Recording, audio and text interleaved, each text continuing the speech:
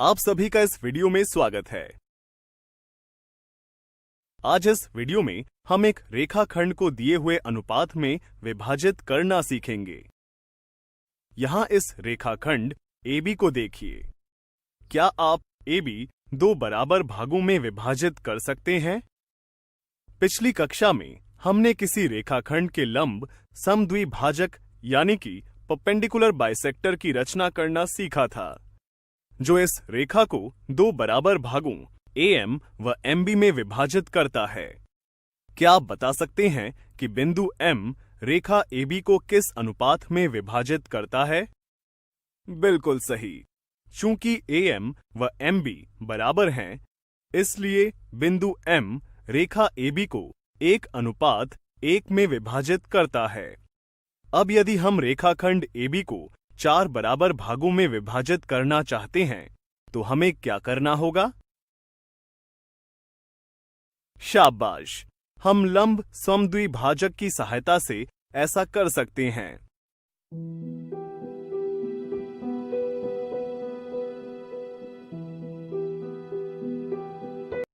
यहां AP, PM, MQ व QB रेखा AB के 4 बराबर भाग हैं, जहां बिंदु P रेखा AB को 1:3 में तथा बिंदु M रेखा AB को 1:1 में विभाजित करता है। क्या आप बता सकते हैं कि बिंदु Q रेखा AB को किस अनुपात में विभाजित करता है? शाबाश! यह बिंदु रेखा को 3:1 में विभाजित करता है। इस प्रक्रिया से हम कह सकते हैं कि यदि हमें किसी रेखाखंड को 1:3 या 3:1 में विभाजित करना हो, तो हमें पहले रेखाखंड को 4 भागों में विभाजित करना होगा। यदि अब रेखाखंड को 5:3 में विभाजित करना हो, तो हमें क्या करना होगा? रेखा को 5:3 में विभाजित करने से आप क्या समझते हैं? इसका मतलब यह है कि हमें इस रेखाखंड को 8 बराबर भागों में विभाजित करना पड़ेगा।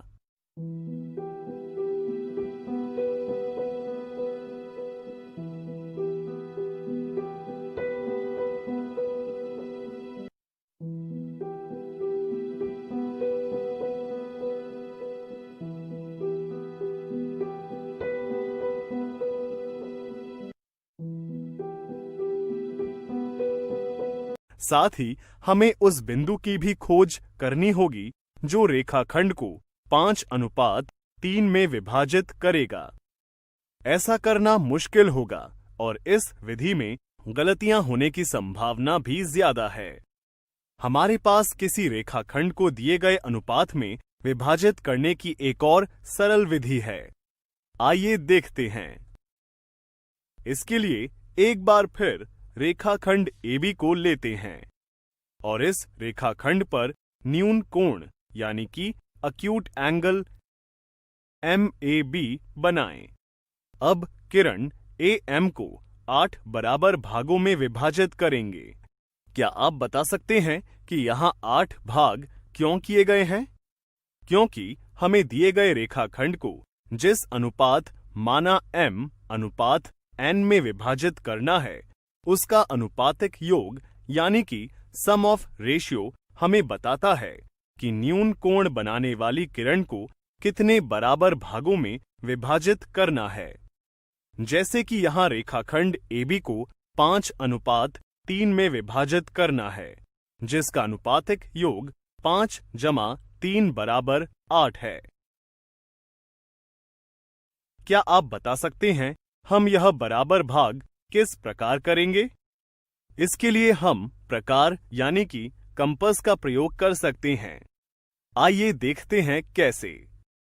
प्रकार में अंदाजे से एक त्रिज्या माना लगभग 1 सेंटीमीटर लेकर बिना त्रिज्या को बदले किरण AM पर 8 चाप यानी कि आर्क क्रमशः A1, A2, A3, A4, A5, A6, A7, A8, इस तरह लगाएं कि A1 बराबर A1 A2 बराबर A2 A3 बराबर A3 A4 बराबर A4 A5 बराबर A5 A6 बराबर A6 A7 बराबर A7 A8 हो।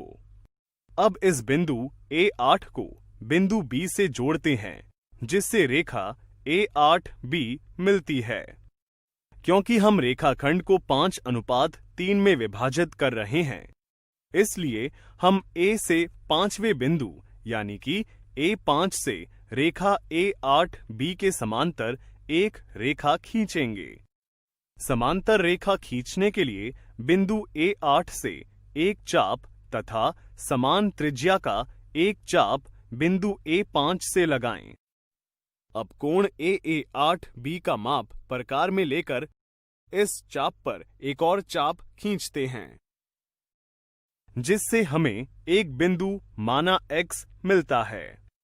अब बिंदु A5 व बिंदु X को जोड़ते हैं और आगे बढ़ाते हैं, जो रेखाखंड AB को बिंदु P पर प्रतिच्छेद करती है। अतः इस प्रकार हम एक बिंदु P प्राप्त कर लेते हैं, जो रेखाखंड AB को 5:3 में विभाजित करता है। क्या आप बता सकते हैं कि यह किस तरह संभव है कि किसी और रेखा को विभाजित कर हम दिए गए रेखाखंड को उसी दिए गए अनुपात में विभाजित कर पाते हैं? आइए देखते हैं कैसे। यदि इस चित्र में त्रिभुज ABA8 पर ध्यान देते हैं, इसमें रेखाएं BA8 व PA5 परस्पर समांतर हैं। अब आधारभूत समानुपातिकता प्रमेय से हम कह सकते हैं कि AP बटा PB AA5 बटा A5 A8 के बराबर है। चूंकि चित्र से AA5 बटा A5 A8 5/3 बराबर हैं, इसलिए AP बटा PB भी इसी अनुपात में होगा। अतः हम कह सकते हैं कि बिंदु P रेखाखंड AB को 5:3 में विभाजित करता है। इस तरह यह सिद्ध हो जाता है कि इस रचना विधि द्वारा हमें एक अभीष्ट विभाजन यानी कि यूनिक डिवीजन मिलता है। आज इस वीडियो में हमने एक रेखाखंड को दिए गए अनुपात में विभाजित करने की एक विधि को समझा।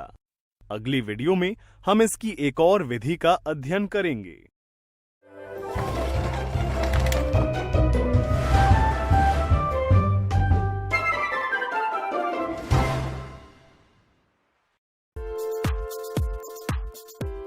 आप सभी का इस वीडियो में स्वागत है। पिछली वीडियो में हमने एक रेखाखंड को दिए हुए अनुपात में विभाजित करने की एक विधि का अध्ययन किया था।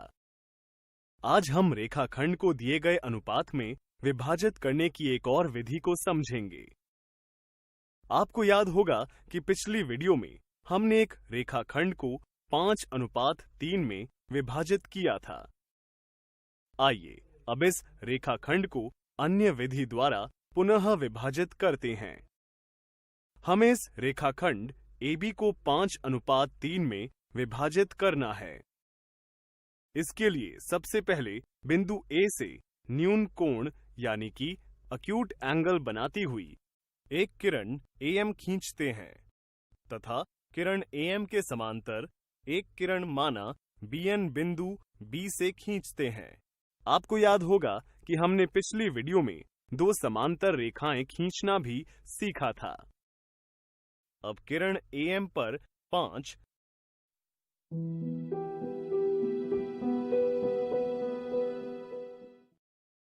तथा किरण BN पर 3 समान त्रिज्या वाले चाप यानी कि आर्क लगाते हैं, जिन्हें क्रमशः A1, A2, A3, A4, A5 व B1, B2, B3 नाम से अंकित करते हैं।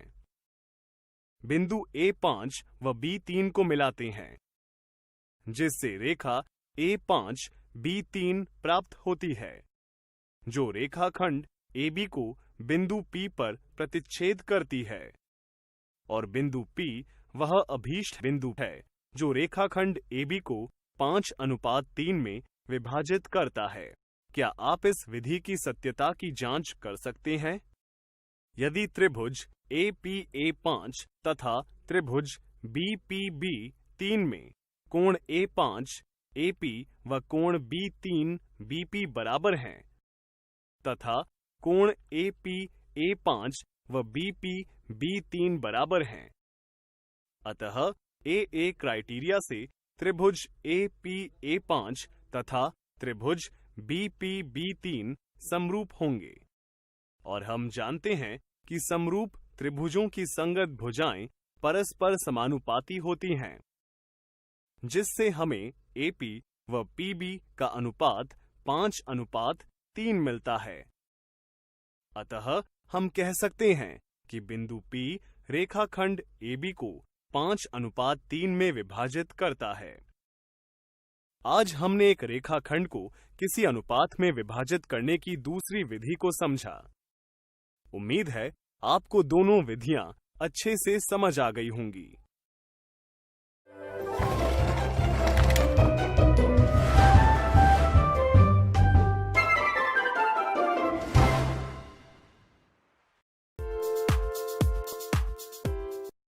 आप सभी का इस वीडियो में स्वागत है। पिछली वीडियोस में हमने एक रेखाखंड को किसी दिए गए अनुपात में विभाजित करना सीखा था। आज हम इस पर आधारित दिलचस्प उदाहरण देखेंगे। वर्ग ABCD की प्रत्येक भुजा को 1:3 में विभाजित करने वाले बिंदुओं को मिलाने पर हमें कौन सी आकृति प्राप्त होगी? आइए सबसे पहले भुजा AB को 1:3 में विभाजित करते हैं, जिसके लिए बिंदु A से न्यून कोण बनती हुई किरण AX बनाते हैं, जिसमें 4 बराबर भाग A1, A1 A2, A2 A3, A3 A4 बनाते हैं। क्या बता सकते हैं हमने यह 4 भाग क्यों किए हैं? बिल्कुल सही, क्योंकि यहां अनुपातिक योगफल 4 है। अब बिंदु A4 को बिंदु B से जोड़ते हैं, जिससे हमें रेखा A4B मिलती है, जिसके समांतर रेखा बिंदु A1 से खींचते हैं, जो भुजा AB को बिंदु M पर प्रतिच्छेद करती है। इसी प्रकार हम भुजाओं BC, CD व DA को भी 1:3 में विभाजित कर लेते हैं, जिससे हमें क्रमशः बिंदु N, O व P मिलते हैं। बिंदुओं M, N, O व P को मिलाने पर हमें एक चतुर्भुज MNOP मिलता है। क्या आप इस चतुर्भुज का नाम बता सकते हैं? यदि हम स्केल की सहायता से इस चतुर्भुज की भुजाओं तथा प्रोट्रैक्टर की सहायता से सभी कोणों को मापें, तो पाते हैं कि इस चतुर्भुज की सभी भुजाएं बराबर व सभी कोणों का माप 90 डिग्री है। अतः चतुर्भुज MNOP एक वर्ग यानी कि स्क्वायर है। इस प्रकार क्या अब आप बता सकते हैं कि किसी समबाहु त्रिभुज, आयत व समलंब की भुजाओं को 1:3 में विभाजित करने वाले बिंदुओं को मिलाने पर हमें कौन सी आकृतियां प्राप्त होंगी? वीडियो को रोकें तथा बाद में अपने उत्तर का मिलान करें। ऐसा करने पर हमें समबाहु त्रिभुज में एक और समबाहु त्रिभुज, आयत में समांतर चतुर्भुज तथा समलंब में एक चतुर्भुज मिलता है। उम्मीद है कि आपको रेखाखंड को किसी दिए गए अनुपात में विभाजित करना अच्छे से आ गया होगा।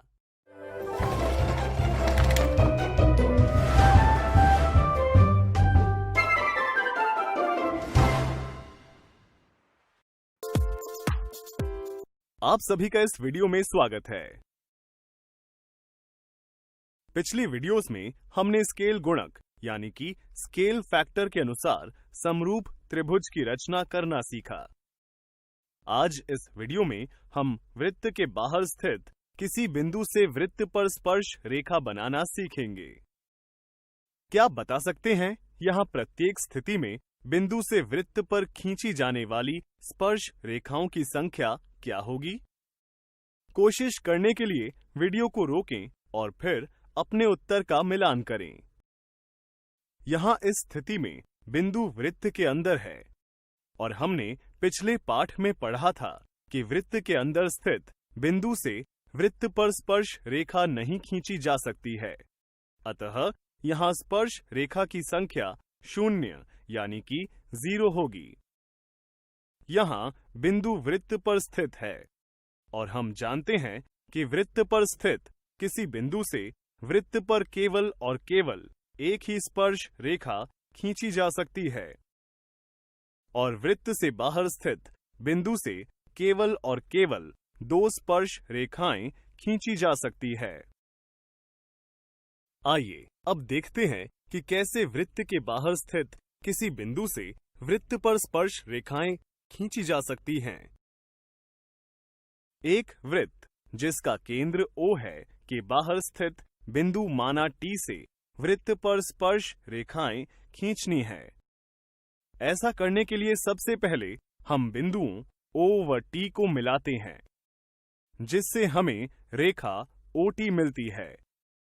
अब इस रेखा OT को समद्विभाजित यानी कि बाइसेक्ट करते हैं।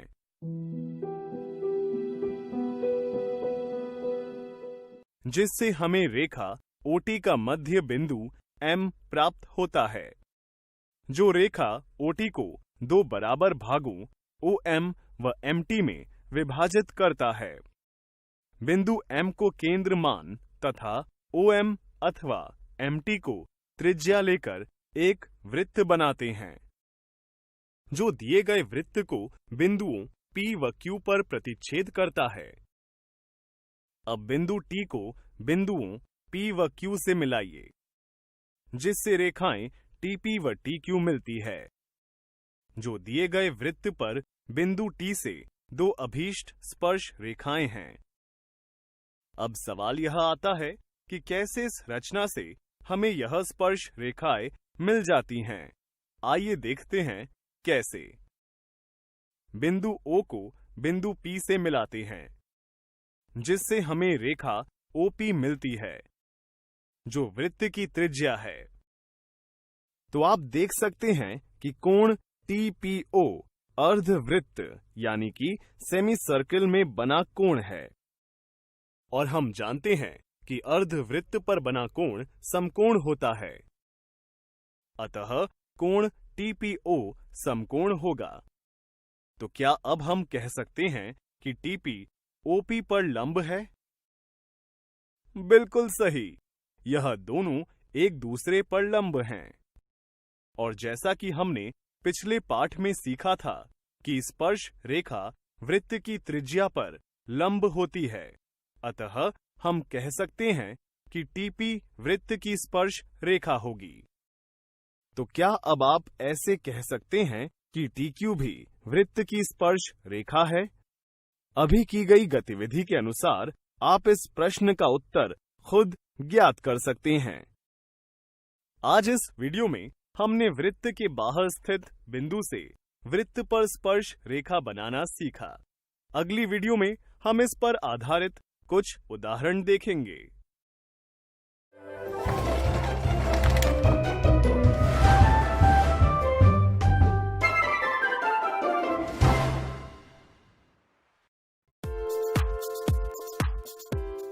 आप सभी का इस वीडियो में स्वागत है।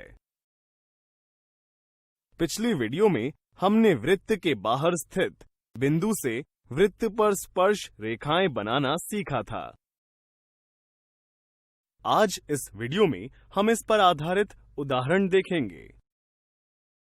5 सेंटीमीटर त्रिज्या वाले वृत्त के केंद्र से 10 सेंटीमीटर दूरी पर स्थित किसी बिंदु K से वृत्त पर स्पर्श रेखाएं खींचिए। सबसे पहले किसी बिंदु माना P को केंद्र मानकर 5 सेंटीमीटर त्रिज्या का एक वृत्त बनाते हैं।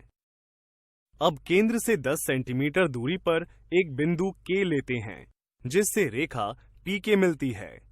क्या आप बता सकते हैं कि इसके बाद हमें क्या करना होगा? अब हम रेखा PK को समद्विभाजित करेंगे, जिससे हमें रेखा PK का मध्य बिंदु M मिलता है। अब PM तथा MK को त्रिज्या मान बिंदु M से एक वृत्त बनाते हैं, जो पहले वृत्त को बिंदुओं S व T पर प्रतिच्छेद करते हैं। बिंदु K से बिंदुओं S व T से होकर जाती हुई रेखाएं खींचते हैं। यह रेखाएं KS व KT वृत्त की उभयनिष्ठ स्पर्श रेखाएं हैं, जिनकी हमें रचना करनी थी।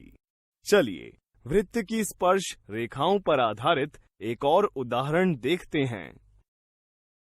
केंद्र O वाले वृत्त पर दो स्पर्श रेखाएं इस प्रकार खींचिए कि दोनों के बीच 60 डिग्री का कोण बने। क्या आप बता सकते हैं इस प्रश्न में अलग क्या है?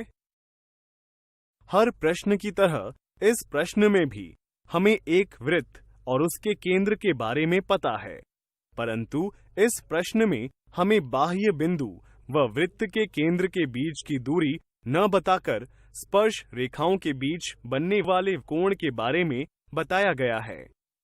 आइए देखते हैं इस प्रकार के प्रश्न को कैसे हल कर सकते हैं। सबसे पहले इसके लिए हम एक कच्चा चित्र यानी कि रफ डायग्राम बनाते हैं, जिसमें एक वृत्त जिसका केंद्र O है, जिस पर दो स्पर्श रेखाएं माना PA व PB हैं, जिनके बीच 60 डिग्री का कोण बनता है। अब हम इन स्पर्श बिंदुओं A व B को केंद्र O से जोड़ते हैं, जिससे हमें चतुर्भुज PAOB मिलता है, जिसमें कोण APB 60 डिग्री है तथा कोण PAO व PBO समकोण है, क्योंकि PA व PB स्पर्श रेखाएं तथा OA व OB वृत्त की त्रिज्याएं हैं। क्या आप कोण AOB का मान बता सकते हैं? बिल्कुल सही। चतुर्भुज के चारों कोणों का योगफल 360 डिग्री होता है, इसलिए कोण AOB का मान 120 डिग्री होगा। इस तरह हम अपने कच्चे चित्र को पूरा कर लेते हैं। आइए अब इस कच्चे चित्र को ध्यान में रखते हुए वास्तविक रचना शुरू करते हैं। सबसे पहले एक बिंदु O को केंद्र मानकर एक उचित त्रिज्या का वृत्त बनाते हैं। अब इस वृत्त में 120 डिग्री का कोण बनाती हुई दो त्रिज्याएं OA व OB खींचते हैं। अब इन दोनों बिंदुओं A व B से होकर जाने वाली स्पर्श रेखाएं बनानी होंगी। क्या आप वृत्त पर स्थित किसी बिंदु से स्पर्श रेखा की रचना कर सकते हैं? हम जानते हैं कि स्पर्श रेखा त्रिज्या पर लंब होती है, इसलिए हम बिंदुओं A व B से लंब खींचते हैं, जिन्हें आगे बढ़ाने पर दोनों एक दूसरे को बिंदु P पर प्रतिच्छेद करते हैं। इस प्रकार हमें दो अभीष्ट स्पर्श रेखाएं PA व PB मिलती हैं। जांच करने पर आप पाएंगे कि स्पर्श रेखाओं PA व PB के बीच कोण APB 60 डिग्री के बराबर है। आज इस वीडियो में हमने वृत्त पर स्पर्श रेखाओं की रचना पर आधारित कुछ दिलचस्प उदाहरण देखे। उम्मीद है कि आपको वृत्त पर स्पर्श रेखाओं की रचना करना अच्छे से समझ आ गया होगा।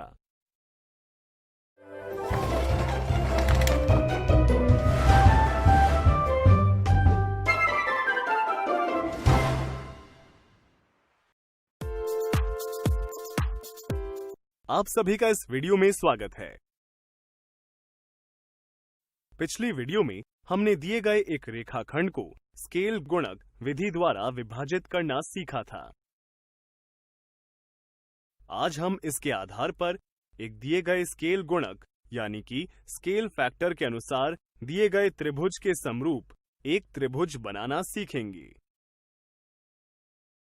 त्रिभुज ABC व त्रिभुज MNP समरूप त्रिभुज हैं।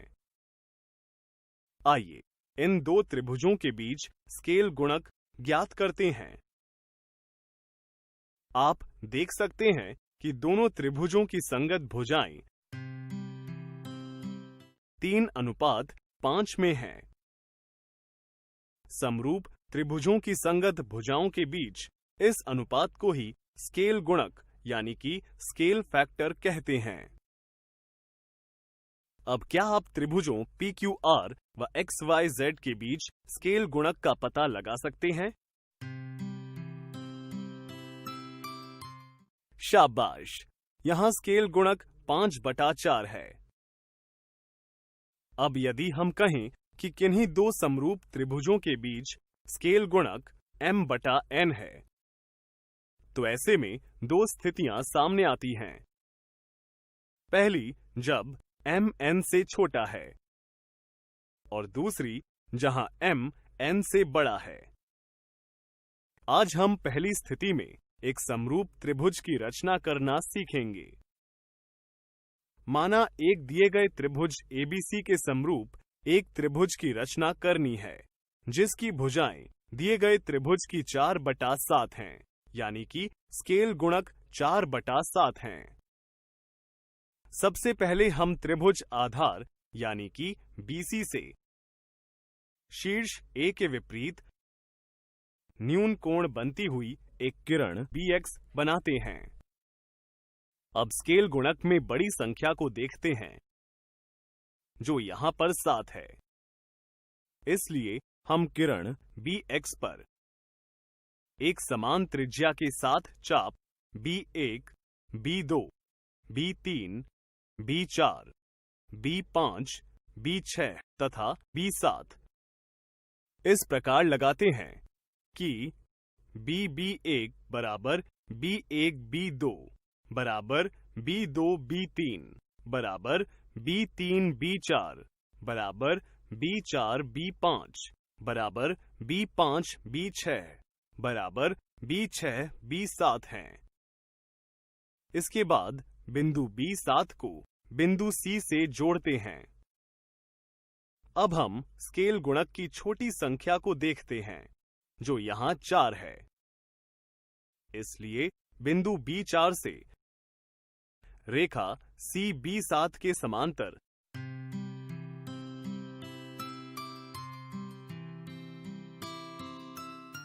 एक रेखा खींचते हैं, जो त्रिभुज ABC की भुजा BC को बिंदु D पर प्रतिच्छेद करती है। पुनः इस बिंदु D से भुजा AC के समांतर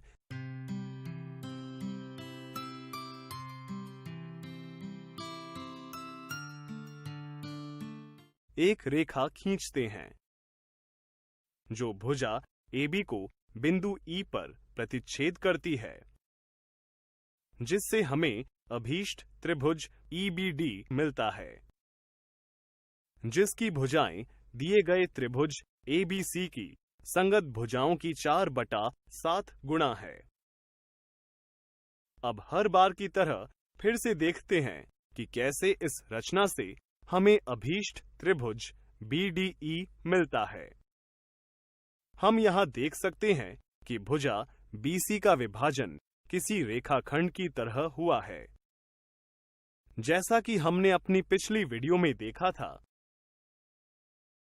BD/DC बराबर है 4/3 के। त्रिभुज ABC में ED व AC समांतर हैं। अतः आधारभूत समानुपातिकता प्रमेय यानी कि बेसिक प्रोपोर्शनैलिटी थ्योरम से BE/EA बराबर होगा BD/DC के, जो कि बराबर है 4/3 के। त्रिभुज EBD व त्रिभुज ABC में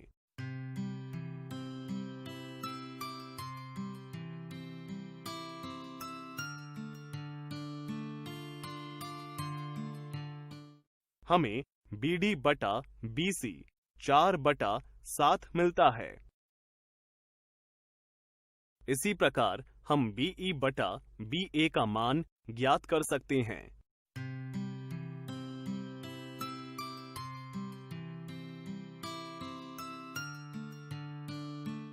इसलिए समीकरण 3 व 4 से हमें BD बटा BC बराबर BE बटा BA मिलता है, जो कि 4 बटा 7 के बराबर है। साथ ही कोण B उभयनिष्ठ कोण है। अतः SAS समरूपता क्राइटेरिया से दोनों त्रिभुज ABC व त्रिभुज EBD समरूप होंगे। आज हमने एक दिए गए स्केल गुणक यानी कि स्केल फैक्टर माना m बटा n, जहां m n से छोटा है, के अनुसार एक समरूप त्रिभुज की रचना करना सीखा। अगली वीडियो में हम ऐसे स्केल गुणक जिसमें m n से बड़ा होगा के अनुसार एक समरूप त्रिभुज की रचना करना सीखेंगे।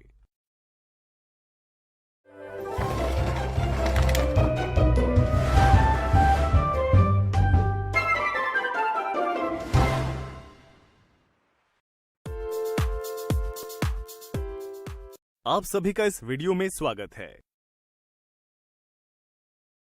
पिछली वीडियो में हमने एक दिए गए स्केल गुणक के अनुसार समरूप त्रिभुज बनाना सीखा।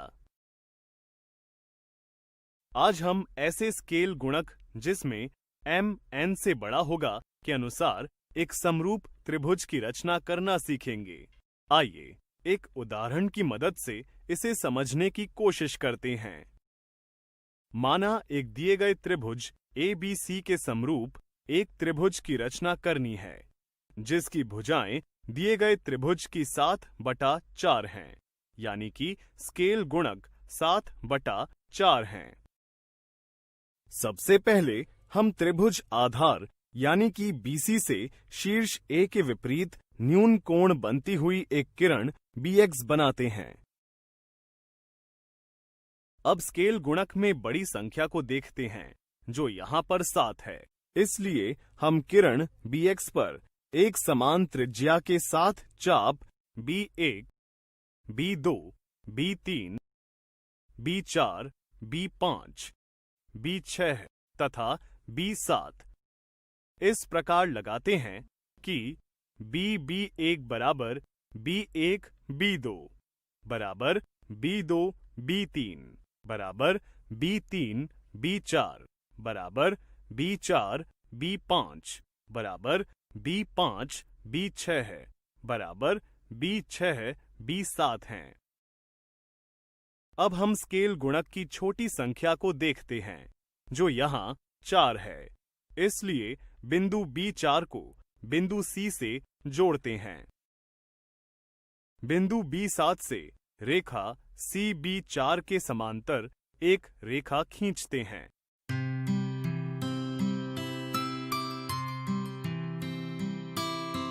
तथा त्रिभुज ABC की भुजा BC को आगे बढ़ाते हैं, जो बिंदु B7 से खींची गई रेखा को बिंदु D पर प्रतिच्छेद करती है। अब बिंदु D से भुजा AC के समांतर एक रेखा खींचते हैं।